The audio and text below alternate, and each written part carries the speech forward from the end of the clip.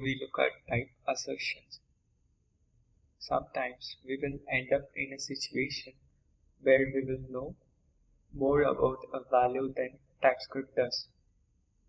So usually this will happen when we know a type of some entity could be more specific than its current type. So let's say let us create a variable with a type string, okay, and assign a string to it. Not a type string, because if we declare a variable with type string, then we are very sure about it. And let's go ahead with type any, okay.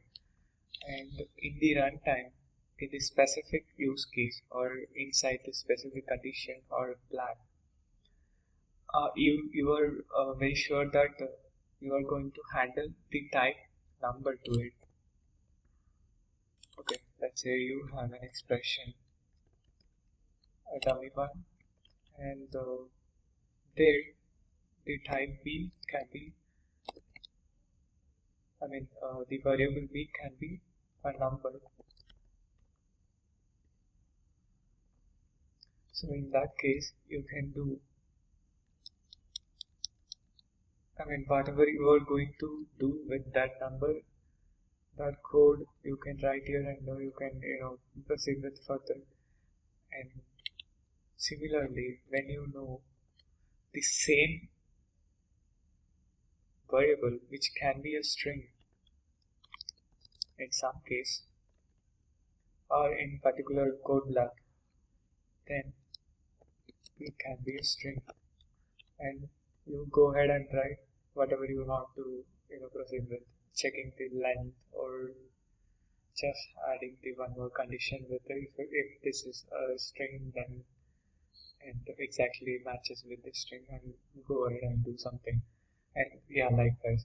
So in this case, we declare a variable with type any, even though in the runtime or inside the specific code block, we are very sure that the compiler saying that this can be a number in this specific case, and this can be a string in this specific code block. So this is where we need support of type assertions. Alright, so let's go ahead and read out the next paragraph. So type assertions are a way to tell the compiler, so like we did here, we declared a variable with a different type, and we are going to handle conditionally with the same variable, but the manipulations are going to differ based on its runtime type. So yeah, so trust me, I know what I'm doing. As a programmer, we are telling the compiler. As a type assertion is like a typecast in other languages, like how we casting the type in other languages, so it is similar. But it is not going to perform any special check. As a developer, we have to make sure that we have performed any special check which is needed and which won't let us break the block in the runtime. So we need to make sure that we have made already a necessary check to it. Okay, so it has no runtime check, and whatever we are going to do is purely for the compiler, and to make sure compiler won't throw any error, and go ahead with the compilation process. So that's where we need the support of this type assertions. Okay, let's go ahead and see it in real-time example. Let's create a variable with a type unknown, and assign a string initially. Okay, saying that this is a string, and now add one more variable which is going to calculate the length of the variable that we created here as some value. Okay, so we assign a string to it, and comes to a length, then it should be a number. And let's go ahead and write our logic. Okay. So in this case, you can do something like this: some value dot length. If you noticed, we didn't get the IntelliSense suggestions in this case, and also like it is an online editor. Not sure if we do. Let's go ahead and try to access the dot length property. So we know this can be a string, and for the string, we might get the IntelliSense saying that dot length property can be accessible. And anyhow, it is an online editor, and let's go ahead and try with type assertions. Okay. So what it says is object is of type unknown. So it is an type unknown. You are trying to access length property, which seems invalid case to the compiler. And let's go ahead and tell our compiler that this can be string in this time. Okay. So this as a string, and then try access the length property. So yeah, in this case, if you notice, so whatever property and methods which is related to the type string, so we got suggestion in the IntelliSense. So that means we are successfully did the type assertions, the typecast. So to a string. So let's go ahead and access the length property, and yeah, let's go ahead and print what we got. Str length. Okay, let's run it.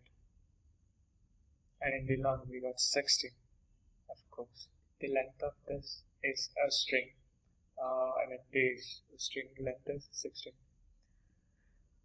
And even though we handle this scenario, but if you notice this particular sentence saying that TypeScript assumes that the programmer have performed any special checks that you need. So that means this line states very important thing to us. Let us experiment that as well. What if you did have the proper check over here? Go ahead and change the initialization from string to number. Okay. So in this case, let's run this. So you will get an undefined, and whatever further manipulations you did as part of this string length check will fail because this became undefined. So to make sure, so this is what this line states. So as a developer, when we use type assertions, we have to make sure that we added the needed check to it. Let's say in this case, yeah. So if the type of the sum value equal to a string, okay, and then go ahead and run this.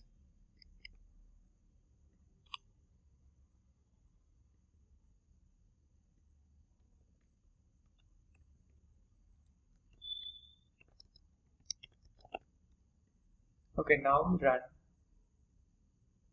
So this is an earlier entry, and as part of this run, we don't see anything. Okay, that means this condition is not satisfied, and let's go ahead and check.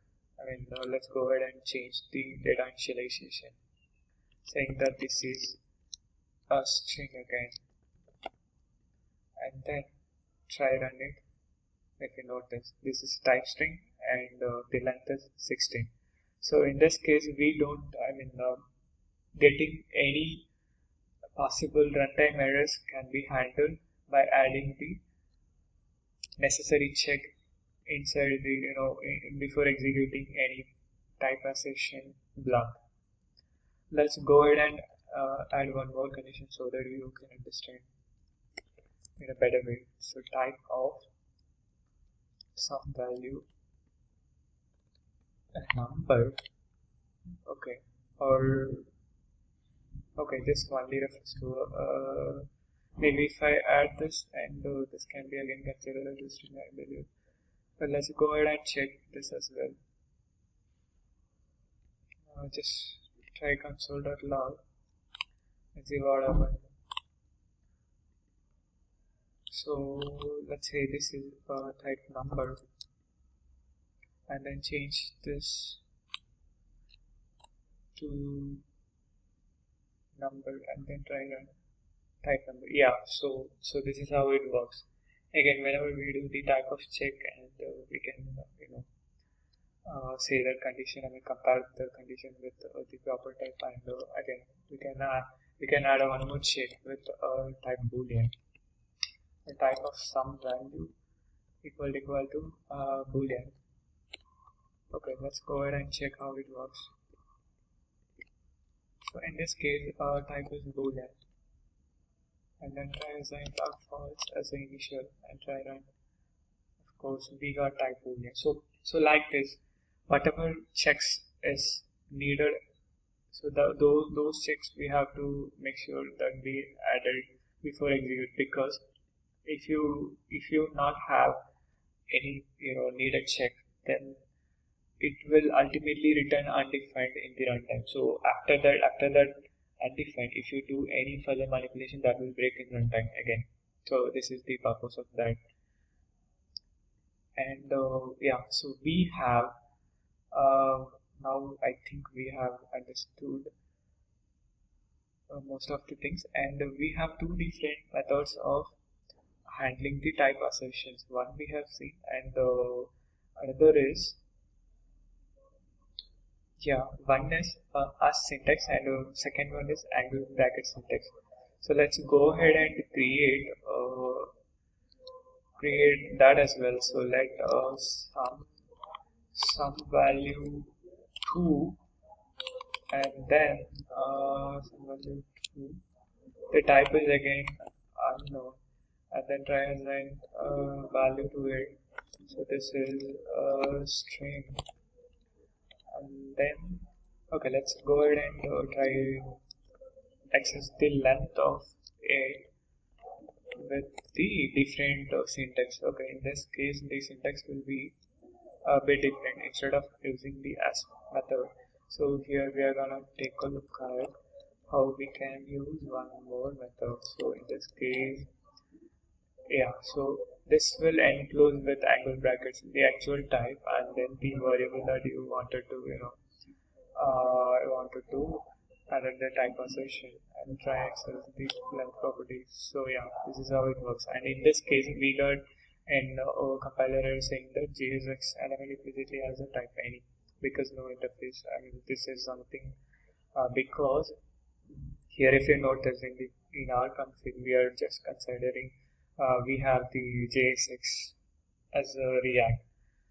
I mean, so when it comes to a JSX, so if you want to write XML and HTML likely syntax inside the TypeScript file itself, so in that case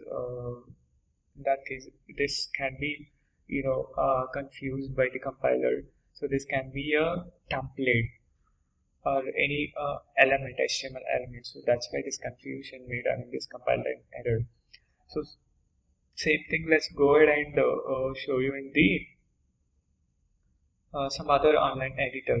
So let's see here in the stacklets, create the same thing, create a variable,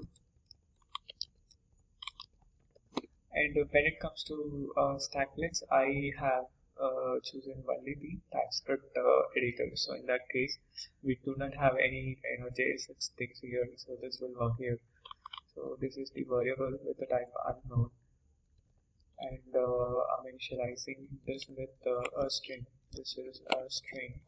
Okay, and let's go ahead and create one more variable which can actually get the length, and the type is number. And in this case, we have to cast, add the type assertion. So how we can do is just add the the braces, and then Then inside the angle bracket, declare the type as the type. So this can be a string, right? And then the identifier of the particular variable that you want to add the assertion. So in this case, some value is the variable, and if you notice in this case, this can cast to a type string from the type unknown. So if you notice, IntelliSense suggesting properties and methods which is related to the type string. Alright, let's go ahead and add have the property length. Let's print that.